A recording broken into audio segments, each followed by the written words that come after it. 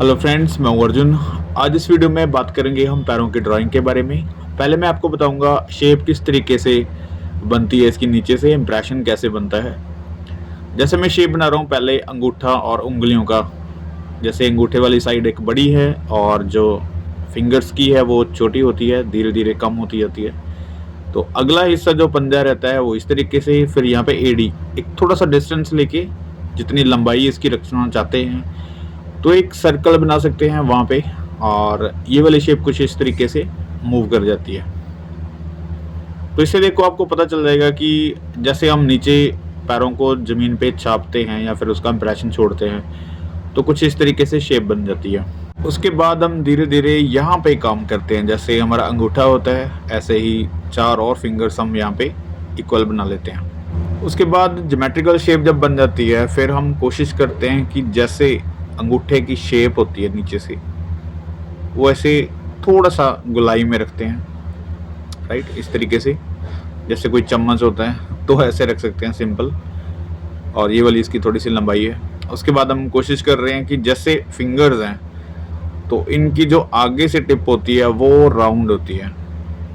आप अपने पैरों को भी देखेंगे तो फ्लैट नहीं होती जैसे हमारी हैंड्स की उंगलियां होती है। नीचे जो इम्प्रेशन बनता है वो डॉट्स बन जाते हैं। तो इस तरीके से हम रखते हैं। और ये वाला जो पार्ट है फिंगर्स की लंबाई का, ये थोड़ा सा हाइट में रहता है जब हम ज़मीन पे रखते हैं। तो इसको हम कुछ इस तरीके से बनाएंगे कि ये वाला जो पार्ट आगे वाला वो दिखाई दे ज़्यादा, और ये वाली चीज़ें जो है थोड़ी सी डीप जाए। इसलिए हम थोड़ा सा यहाँ पे शेड भी कर सकते हैं इस तरीके से।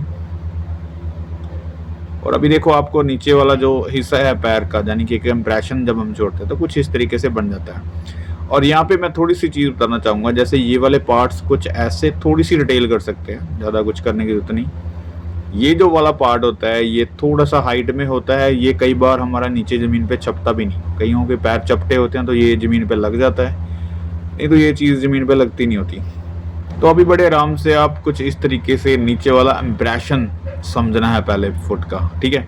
उसके बाद हम कोई और पोज बनाते हैं। जैसे यहाँ पे आप कोशिश करो कि जो पैर है ऊपर वाला, जो लेग्स आ रही हैं, तो ऐसे सिलेंड्रिकल शेप बना सकते हैं थोड़ा सा। उसके बाद एक जब साइड पोज लेते हैं हम किसी पैर का तो कोई ये चीज़ बन जाती है हमारे पास, ठीक है।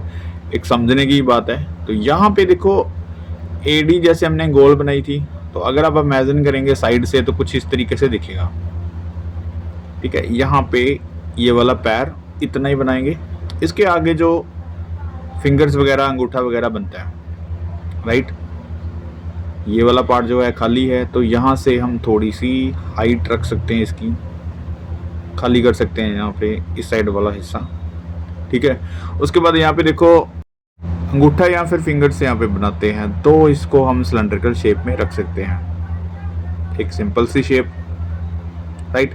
तो यहाँ पे हम उसी चीज़ को ऐड कर देते हैं धीरे धीरे। हम ज़्यादा हड्डियों और उनकी प्रैक्टिस करने की जरूरत नहीं है। आप सिंपल ऊपर की शेप समझो, पहले उसको बनाना होता है। तो जैसे अंगूठे का थोड़ा सा हिस्सा आगे वाला जो होता है वो उठा होता है, तो फिर इस तरीके से शेप बना लेनी है, राइट। यहाँ पे नेल और बाकी की जो फिंगर्स रहती हैं वो थोड़ी सी साइड से अगर हम देखते हैं तो वो कम दिखती हैं। तो ऐसे इमेजिन कर सकते हैं कि 4 फिंगर्स हैं यहाँ पे, राइट। तो यहाँ पे एक पॉइंट होता है, इसको हम ऐसे थोड़ा सा इम्प्रेशन दे सकते हैं। तो मेन जो चीज़ है वो एक बारी आउटलाइन है, एक सही तरीके से शेप बनानी है। अब जैसे आपको नीचे से पता चल गया कि कैसे इम्प्रेशन छोड़ता है, साइड से आपको पता चल गया कि कैसे दिखाई देता है। उसके बाद आप धीरे धीरे इसके पोज ट्राई करो, जैसे फ्रंट से कैसे दिखता है, साइड से कैसे इसको एडी उठानी है, आगे फिंगर्स कैसे उठती हैं। ये सारी चीज़ें सोच के इमेजिन करके या फिर अपने खुद के पैर को देख कर आप बना सकते हैं। तो जैसे आगे से फ्रंट अगर हमने एडी उठाई हुई है तो कुछ इस तरीके से दिखेगा, ठीक है। ये वाला पॉइंट जो है लेग्स आती हुई, ये यहाँ पे ऐसे शेप बनेगी, अंगूठा यहाँ पे। तो इस शेप को थोड़ा सा बारी ऐसे रखना है। उसके बाद आगे से जैसे फिंगर्स वाला हिस्सा है, अगर हम उसके ऊपर दबाव डालते हैं तो वो थोड़ा सा फैल जाता है, राइट। हम इसी के अंदर यहाँ पे अब अंगूठा बनाएंगे, राइट। एक अंगूठा और फिंगर्स को साथ में ही रख सकते हैं सारी। यहाँ पे फिंगर्स बन जाती हैं सारी। अब देखो सामने से आपको इम्प्रेशन का पता चल रहा है कि बैक साइड जैसे हमने एडी बनाई थी वो छोटी होती है, आगे से जो पंजा होता है वो थोड़ा सा ब्रॉड होता है, इसलिए हमने ये इस तरीके से थोड़ा सा फॉर शॉर्टनिंग में रख के ट्राई किया है।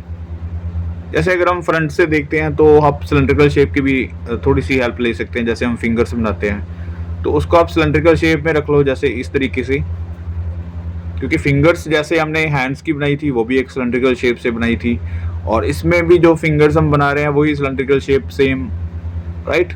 बस थोड़ा सा इनका जो डायरेक्शन होती है, फिंगर्स की जो शेप होती है वो थोड़ी सी अलग होती है, बाकी सारी चीज़ें वैसे ही रखनी है, तो कोई ज़्यादा फ़र्क नहीं होता। ऐसे देखो जैसे फिंगर मैंने बनाई है, तो ये अलग अलग जो पार्ट्स हैं इनकी आप स्टडी कर सकते हैं। तो बहुत ही आसान है, ज़्यादा मुश्किल कुछ नहीं है। अब हम कुछ और पोज ट्राई करते हैं, उसके बाद मैं आपको बताऊंगा कि कैसे पैर में शूज़ बनाते हैं, राइट। यहाँ पे देखो अगर हमने एडी थोड़ी सी उठाई हुई है एक साइड से, जैसे हमने ये फ्रंट से थोड़ा सा बनाया, तो ये साइड से अगर बनाएंगे तो कुछ ऐसे दिखाई दे सकता है। अंगूठा नीचे, पैर की उंगलियां इस साइड। ये सारी जो मैंने पहले प्रैक्टिस की है, जैसे रेफरेंस से भी, कुछ ब्रिजमैन की जो बुक है एनाटॉमी उससे भी, और विक्टर ब्रॉड की जो बुक्स है उसमें भी, मतलब काफ़ी आर्टिस्ट के वर्क हैं। और बाकी मैं खुद के भी जैसे हैंड्स पेंटिंग्स में बनाते हैं, लेग्स बनाते हैं, उंगलियां वगैरह बनाते हैं, तो उनसे स्टडी होती रहती है। तो आप भी ट्राई करो कि किसी आर्टिस्ट की बुक लेके आप ट्राई कर सकते हैं, नहीं तो सिंपल आप समझने की कोशिश करो। जैसे अंगूठा है मैंने आगे की तरफ किया हुआ है, ठीक है, उसके बाद ये फिंगर्स हैं। सिलेंड्रिकल शेप जैसे हमने ली है वैसे ही कोशिश करो सिलेंड्रिकल शेप्स छोटी छोटी बना के फिंगर्स को फॉर शॉर्टनिंग में बनानी, जैसे हमारी तरफ आती हुई है, तो ऐसे ट्राई कर सकते हैं। अब देखो एक पूरा पैर का जो इम्प्रेशन है वो कुछ इस तरीके से दिखा सकते हैं, जैसे अंगूठे से थोड़ी सी दूर हो जाती है उंगलियां जब हम एडी को उठाते हैं। किसी भी चीज़ को समझने के लिए थोड़ा सा डीपली जाना पड़ता है, जैसे किसी चीज़ को कस के पकड़ना या प्यार से पकड़ना, या फिर पैर को ऊपर को उठाएंगे तो शेप चेंज हो जाएगी, अगर इसके ऊपर दबाव डालते हैं तो आगे का पंजा जो थोड़ा सा फैल जाएगा, ठीक है। मतलब इम्प्रेशन पता लगना चाहिए कि कैसा आ रहा है, कैसा हम बनाना चाहते हैं। अब मैं आपको थोड़ा सा प्रैक्टिस कराता हूँ। जैसे हम कोई शूज़ पहनते हैं पैर में, तो प्रॉब्लम आती है, हमारी जो शेप होती है पैर की वही सही नहीं होती, तो फिर शूज़ भी सही नहीं बनते। शूज़ भी हमारे पैर के साइज़ को देख के या फिर उसके प्रॉपर शेप को देख के बनाए जाते हैं, राइट। तो ऐसे ही जैसे मैं ये लाइनिंग दे रहा हूँ, हल्की सी बताने की कोशिश कर रहा हूँ कि ऐसे अगर हमारा पैर है तो शूज़ के अंदर थोड़ा सा सुगड़ जाता है, क्योंकि फिंगर्स थोड़ी सी टाइट हो जाती हैं ऑब्वियसली। तो ये वाला इम्प्रेशन मैं थोड़ा सा ऐसे दे सकता हूँ, आपको दिखाई दे रहा होगा कि ये पैर प्रॉपर बन गया है साइड से, ठीक है। यहाँ से शुरू होता है सिलसिला शूज़ का। जैसे अगर हम लेदर शूज़ सोचते हैं तो कुछ ऐसे, ठीक है, इतना कवर हो सकता है क्योंकि यहाँ पे ये वाला पॉइंट आ जाता है, ठीक है। और एडी को लेके अब जैसे शूज़ बनाते हैं तो शूज़ कई बार फ्लैट हो जाते हैं, तो अगर हमने एडी वाले शूज़ बनाने तो यहाँ से शुरू करो। जैसे ये वाला साथ लगा हुआ पॉइंट होगा और ये वाला पॉइंट जो है ये सेंटर लाइन होगी, ठीक है। यहाँ तक शूज़ बनाते हैं, थोड़ा सा बड़ा बनाएंगे क्योंकि आगे से थोड़ा खुला होता है, तो ऐसे लाइन दो। ये वाला पॉइंट कुछ ऐसे रख सकते हैं, ठीक है।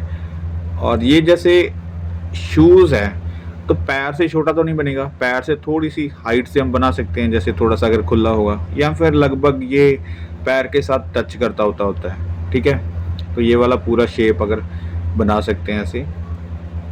उसके बाद आप कैसी हाइट रखना चाहते हैं, नीचे की शेप जो है वो कैसी है शूज़ की, वो भी आप ट्राई कर सकते हैं। जहाँ पे देखो ये एडी वाला पॉइंट मैंने बना दिया, तो आगे वाला पॉइंट भी ऐसे थोड़ा सा मोटाई में रख सकते हैं। जो भी आप बनाना चाहते हैं, सिलसिला शुरू होता है पैर की शेप से, आउटलाइन से। तो अगर आपकी आउटलाइन थोड़ी सी गलत होगी तो फिर शूज़ भी बिगड़ जाता है ऑब्वियसली। तो यहाँ पे देखो अभी एक और बना के दिखाता हूँ। जैसे नीचे से थोड़ा सा अगर हम देखते हैं पैर को, तो ये वाली चीज़ थोड़ी सी कुछ ऐसे दिखेगी, ठीक है। अब यहाँ पे एडी है तो एडी अगर दिखेगी नीचे से तो शूज़ का पॉइंट भी दिखेगा, ऐसे रख सकते हैं। ठीक है, ये वाला मैं थोड़ा सा डार्क कर देता हूँ। अब देखो एक कंप्रेशन पता चल रहा है ना शूज़ का। तो मेन चीज़ क्या है, जो शेप है उसकी प्रॉपर, एक जो पैरों की शेप है वो अगर सही होगी तो ऊपर से शूज़ बनाने कितने आसान हो जाते हैं। या फिर कोई भी पैर में अगर चप्पल पहनते हैं या फिर कुछ भी, उसकी शेप सही तरीके से बननी शुरू हो जाती है। शू लेस वगैरह बना सकते हैं, कुछ भी, राइट। अब देखो साइड से अगर हम जुत्ती, पंजाबी जुत्ती या फिर कोई भी ऐसे बनाते हैं साइड पे, तो ये साइड वाला पोज आप ऐसे बना सकते हैं पहले पैर का। फिर यहाँ पे कोशिश करो कि कैसे जुत्ती पहनती है, ऐसी शेप, ये एडी वाली साइड ऐसे रख सकते हैं।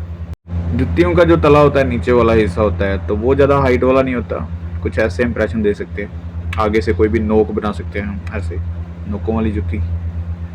तो बहुत ही आसान हो जाता है जब हम पैरों की स्टडी सही तरीके से करते हैं, उनकी शेप पे सही काम करते हैं, तो हमें कितने सारे जो पोज हैं वो बनाने आ जाते हैं। मतलब आप किसी भी तरीके से अपने करैक्टर में ये डिज़ाइन कर सकते हैं, राइट।